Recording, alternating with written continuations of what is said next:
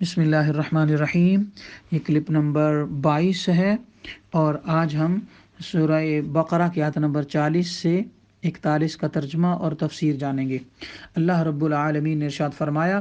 اللہ تعالیٰ فرماتا ہے، یا بنی اسرائیل اذکروا نعمتی التی انعمت علیکم واوفوا بعہدی اوف بعہدکم وایای فارہبون۔ یا بنی اسرائیل، اے اولاد یعقوب، اذکروا نعمتی، یاد کرو میری اس نعمت کو، التی انعمت علیکم، وہ کہ جو میں نے تم پر کی، واوفوا بعہدی، اور پورا کرو میرا وعدہ،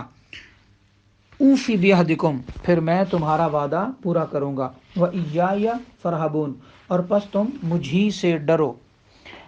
اس آیت مبارکہ میں بہت ساری چیزیں پیدا ہوئیں، ہمیں معلوم ہوئی۔ سب سے پہلی بات کہ اللہ تعالیٰ نے اولاد یعقوب کو بنی اسرائیل کہہ کر فرمایا، تو حضرت یعقوب علیہ السلام کی اولاد کا نام ہی بنی اسرائیل ہے۔ اس کی مکمل تفسیر اور ڈیٹیلز جو ہیں وہ آج کی شام کی جو ویڈیو شام کی کلاس میں بنی اسرائیل کا مکمل تعارف میں انشاءاللہ آپ کے سامنے پیش کروں گا۔ دوسرا فرمایا، اذکروا نعمتی، یاد کرو میری اس نعمت کو۔ کون سی نعمت؟ بہت ساری نعمتیں ہیں جو اللہ تعالیٰ نے ان پر نازل فرمائی تھیں۔ آگے چلنے سے پہلے یہاں پر بتاتا چلوں کہ آیت نمبر 40 سے لے کر آیت نمبر 150 تک اس کی اکثر آیات میں بنی اسرائیل کے عروج و زوال، عزت و ذلت، اقبال اور ان کی برکت اور ان کی سزا اور ان کی جزا، اور قومی اور اجتماعی، یعنی انڈیویجولی اور اجتماعی جو ہے وہ اچھے اور برے کردار کا تذکرہ ہے۔ پھر اسی بیان کو قرآن مقدس میں بار بار دہرایا گیا ہے، اور اس بار بار دہرانے میں ایک بڑی حکمت قوموں کی عروج و زوال اور عزت و ذلت کا فلسفہ سمجھانا ہے، اور مسلمانوں کو اس سے عبرت دلانا مقصود ہے کہ جس طرح بنی اسرائیل پیغمبروں کی اولاد ہونے اور جلیل القدر انبیاء جو ہیں ان کی امت ہونے اور تورات جیسی کتاب رکھنے کے باوجود اپنے غلط عقیدوں اور غلط کریکٹر کی وجہ سے ذلیل و رسوا ہوئے اور وہ مغلوب کر دیے گئے اور وہ ذلیل کر دیے گئے، جبکہ توبہ اور رجوع اور نبی علیہ السلام کی کتاب کی تعلیمات پر عمل کرنے کی وجہ سے انہیں عزت ملی تھی، انہیں غلبہ ملا تھا۔ لہٰذا اے امت محمدیہ، تم بھی اپنے عروج و زوال کے اسباب جو ہیں، اپنے عروج کے اسباب، اپنے زوال کے اسباب کو اسی آئینے میں دیکھنا۔ اگر تم نے عمل کیا قرآن پاک پر اور نبی علیہ السلام کی سیرت پر تو تم اٹھا دیے جاؤ گے، اٹھانے سے مراد تم غالب کر دیے جاؤ گے، اور تمہیں فتح مل جائے گی، تمہیں حکمرانیاں ملیں گی، تمہیں عزتیں ملیں گی، تمہیں غلبہ ملے گا۔ اور اگر تم نے اس کے الٹ کیا تو پھر تمہارا بہت زیادہ نقصان ہو جائے گا۔ آج لوگ پوچھتے ہیں کہ امت مسلمہ جو ہے وہ ناکام کیوں ہے، امت مسلمہ ذلت کا شکار کیوں ہے اور پستی کا شکار کیوں ہے، ڈی گریڈ کیوں ہے پوری دنیا میں مسلمان؟ تو قرآن مقدس میں بنی اسرائیل کا قومی اور اجتماعی کردار جو ہے، موجودہ دور کے مسلمانوں کا قومی اور اجتماعی کردار آپ سامنے رکھیں اور اس کے بعد خود ہی سمجھ آ جائے گا کہ اگر بنی اسرائیل کو کانٹے بونے کے بدلے میں کانٹے ہی ملتے تھے تو ہمیں کانٹے بونے کے بدلے بھلا آم کیوں کر ملیں گے؟ یوں کہنے کا مطلب یہ ہے کہ اگر ہم برا کریں گے تو ہمیں بھی اس کا برا بدلہ ملے گا، اور اگر ہم بھی یہود و نصارہ کی نوکریاں اور غلامیاں کریں گے تو اس کے بدلے وہ ہمیں اسلام کا غلبہ نہیں دے سکتے، اس کے بدلے وہ ہمیں اپنے یہودیت کا اور اپنے عیسائیت کا، کرسچینٹی کا ہی بدلہ دیں گے، اور وہی تحفے میں چیزیں دیں گے۔ اور اگر آج ہم اپنے حکمرانوں کو اور اپنے مسلمان قوم کو دیکھیں تو ہمارا حال انتہائی قابل رحم ہے کہ ہمارا کوئی آئیڈیل اسلام میں ہے ہی نہیں، ہم اسلام کو فالو ہی نہیں کرتے، ہم نبی صلی اللہ تعالیٰ علیہ وآلہ وسلم کی سنت کو فالو کرنے میں ہچکچاہٹ فیل کرتے ہیں، ہیزیٹیشن فیل کرتے ہیں، اور ہمارے مرد، آقا صلی اللہ علیہ وآلہ وسلم نے فرمایا شرم و حیا والا لباس پہنو، ہم اسے اوائڈ کرتے ہیں۔ عورتوں کو فرمایا کہ با پردہ رہو اور اپنے جسموں کو دوسرے لوگوں پر ظاہر کر کے تو اپنے خوبصورتی اوروں کو دکھا کر گناہ کی طرف مائل نہ کرو، اور حلال کھاؤ اور حرام سے بچو، حرام کردار سے، حرام کھانے پینے سے، حرام کے کاروبار سے، حرام کی چیزوں سے بچو۔ مگر اس کے باوجود ہم باز نہیں آتے اور ان چیزوں کا خیال نہیں کرتے۔ تو رب کائنات آیات نے یہ ساری بات سمجھانے کی کوشش کی ہے۔ اور آگے فرمایا اے بنی اسرائیل میری نعمتوں کو یاد کرو جو میں نے تم پر کی۔ اللہ تعالیٰ نے کون سی نعمتیں کی ہیں؟ یہ بڑی خاص بات ہے، یعنی یوں کہہ لیں کہ اللہ تعالیٰ نے بنی اسرائیل کو پرانی نعمتیں یاد کروائیں۔ کون کون سی؟ اللہ نے فرعون کو بنی اسرائیل کے لیے ہلاک کیا، اللہ تعالیٰ نے مصر کی سلطنت بنی اسرائیل کو عطا فرمائی، اللہ تعالیٰ نے بنی اسرائیل کے لیے دریا کو خشک کر کے ان کو بیچ میں سے گزار دیا، اللہ تعالیٰ نے بنی اسرائیل پر من و سلوہ برسایا، اب بنی اسرائیل کو طرات عطا فرمائی، بنی اسرائیل کے لیے پتھر سے 12 چشمے نکالے، اللہ تعالیٰ نے بنی اسرائیل میں پیغمبروں کو بھیجا، اور پھر اللہ تعالیٰ نے فرمایا کہ یہ میری نعمتیں ہیں جو میں نے تم پر کی، لہٰذا تم میری نعمتوں کا شکرانہ ادا کرو۔ اور شکرانہ کیا ہے؟ کہ میرے نبی علیہ الصلوۃ والسلام جو ہیں ان کو مان لو، اور تم میرے نبی علیہ الصلوۃ والسلام کو دل و جان سے مانو، اور جو تم نے میرے ساتھ وعدہ کیا ہوا ہے اس وعدہ کو پورا کرو۔ اور اگلی بات یہ ہے کہ حضور میرے نبی علیہ السلام کو تم اس لیے بھی مانو کہ میرے نبی نے اے یہودیو تم بھی اور اے عیسائیو تم بھی، میرے نبی جو ہیں انہوں نے تمہاری تصدیقیں بھی کی ہیں، میرے نبی نے تمہارے نبیوں کو بھی ڈیفینڈ کیا ہے، جیسے کہ حضرت عیسیٰ علیہ السلام اور حضرت مریم یہ عیسائیوں کے نبی ہیں، اور عیسائیوں کے نبی کی والدہ ہیں سیدہ مریم، تو میرے پیغمبر محمد صلی اللہ علیہ وسلم نے تمہاری عزت کا خیال کیا۔ اور سلیمان علیہ السلام ان پر بڑے بڑے الزامات تھے جادوگر ہونے کے اور پتہ نہیں کون کون سے، تو ان کو یہودیوں نے ان پر تہمتیں لگائیں، تو حضور علیہ السلام کی وجہ سے قرآن پاک کی آیات نے ان کی صفائیاں پیش کی، لہٰذا اس لیے بھی اے یہودیوں اور اے عیسائیوں تم میرے نبی کو مان لو۔ پھر یہ ہے کہ حضور سرور دو عالم صلی اللہ تعالیٰ علیہ وآلہ وسلم نے یہودیوں پر بھی احسان کیا کہ ان کی بھی بہت ساری ایسی چیزیں تھیں، اور عیسائیوں کی بھی بہت ساری ایسی چیزیں تھیں جن کو اللہ تعالیٰ نے باقاعدہ قرآن پاک کے ذریعے ان کی صفائیاں دیں، مگر اے یہودیوں اور اے عیسائیوں تم ایسا کرو کہ میرے ساتھ تمہارا وعدہ ہے کہ تم میرے نبی کو مانو گے تو پھر میں تمہیں اس کے بدلے میں 6 نعمتیں عطا کروں گا۔ وہ 6 نعمتیں کون سی ہیں؟ تفسیر میں آتا ہے، اللہ تعالیٰ نے فرمایا تمہارے اعمال قبول کیے جائیں گے، تمہیں جنت میں بھیجا جائے گا، تمہارے گناہ معاف کیے جائیں گے، یعنی نمبر 1 اعمال کا قبول کرنا، نمبر 2 جنت میں لے کر جانا، نمبر 3 گناہوں کا معاف کرنا، نمبر 4 دین و دنیا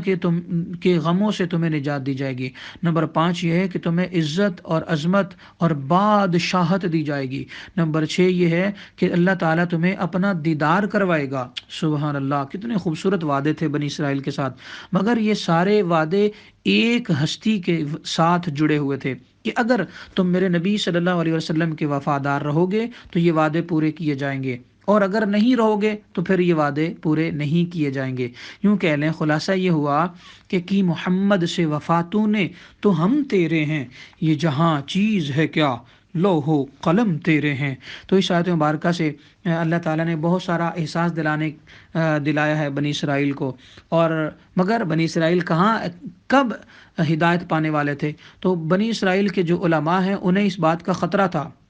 یعنی علماء ہی شر کا سبب بھی بنتے ہیں اور علماء ہی خیر کا سبب بھی بنتے ہیں، تو بنی اسرائیل کے علماء کو بھی اللہ تعالیٰ نے مخاطب فرمایا کہ یعنی انہیں خطرہ یہ تھا کہ اگر ہم اسلام قبول کر لیں گے تو ہماری وہ آمدنیاں بند ہو جائیں گی، اور وہ نظریں نیازیں اور وہ تحفے اور ہدیے ختم ہو جائیں گے جو ہمیں اپنے مذہب کے بڑے بڑے رئیس لوگوں سے، بڑے بڑے امیر لوگوں سے ملتے ہیں، اور ہماری سرداری بھی جاتی رہے گی، کیونکہ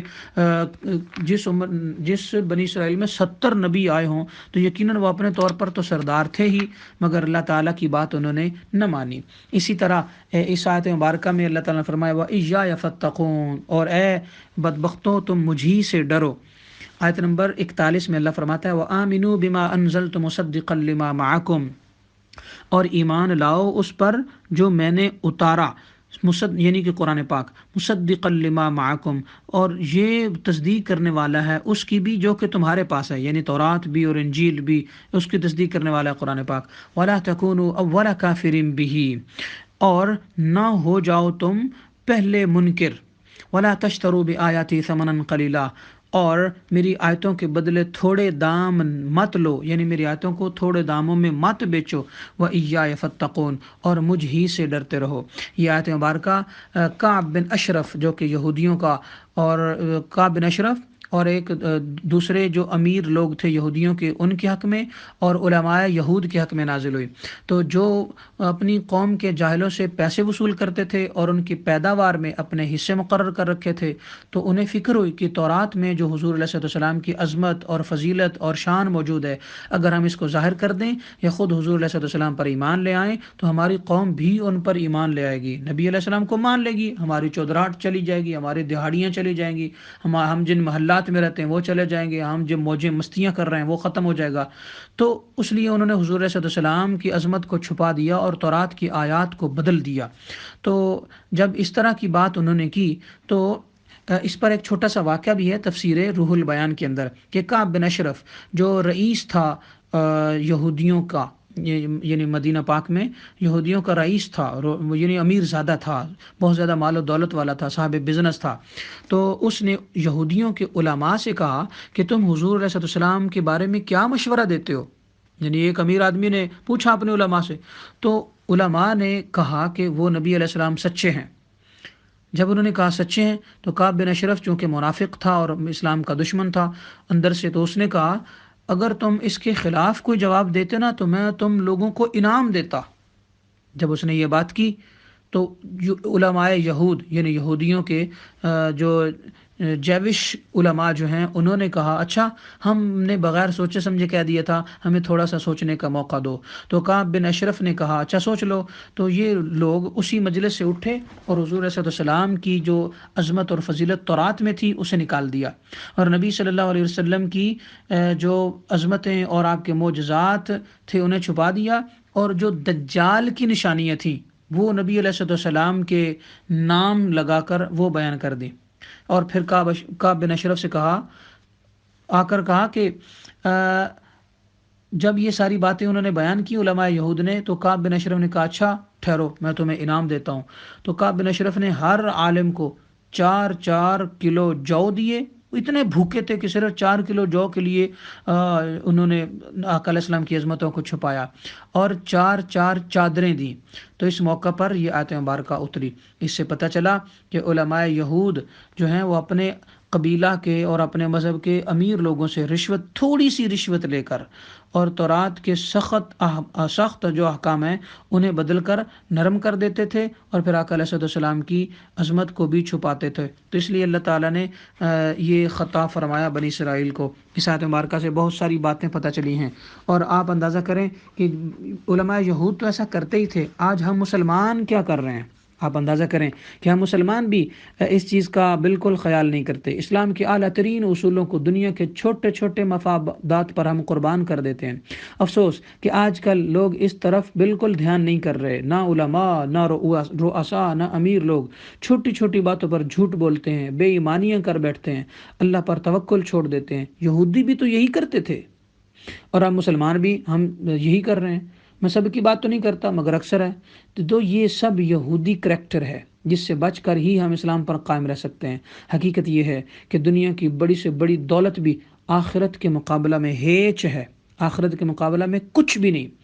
لیکن افسوس کہ دنیا کے چند روزہ مفادات کی خاطر انسان اپنے ضمیر کو کچل دیتا ہے، انسان خیال نہیں کرتا کہ وہ کیا غلط کر رہا ہے اور کیا ٹھیک کر رہا ہے۔ اللہ تعالیٰ نے ہماری غیرت کو اس آیت مبارکہ میں جگایا ہے اور ہمیں بتایا ہے کہ اے لوگو بالکل بھی کوئی کام ایسا نہ کرو جو اللہ کی مرضی کے خلاف ہو، اور فرمایا وَلَا تَلْبِسُوا الْحَقَّ بِالْبَاطِلِ وَتَكْتُمُوا الْحَقَّ وَأَنْتُمْ تَعْلَمُونَ۔ یہ سورہ بقرہ کی آیت نمبر 42 ہے۔ فرمایا اور تم حق پر باطل کا لباس نہ چڑھاؤ اور یوں حق کو نہ چھپاؤ حالانکہ تم اسے جانتے ہو۔ لہٰذا رب کائنات ہمیں حق بات ظاہر کرنے اور جھوٹ کو جو ہے وہ حق کو جھوٹ سے بدلنے اور جھوٹ کو حق پر چڑھانے سے بھی محفوظ فرمائے۔ حق بات ہمیشہ کرنے کی توفیق دے، اور جو باطل ہے اس کی مخالفت کرنے کی توفیق دے، جو غلط ہے اس کو غلط کہنے کی اللہ تعالی ہمیں ہمت اور طاقت عطا فرمائے۔ یہی ایمان کی دلیل ہے، یہی اسلام کا حکم ہے، یہی قرآن کا حکم ہے۔ تو اللہ تعالی ہمیں توفیق عمل بخشے، آمین۔ وما علیہ الا البلاغ۔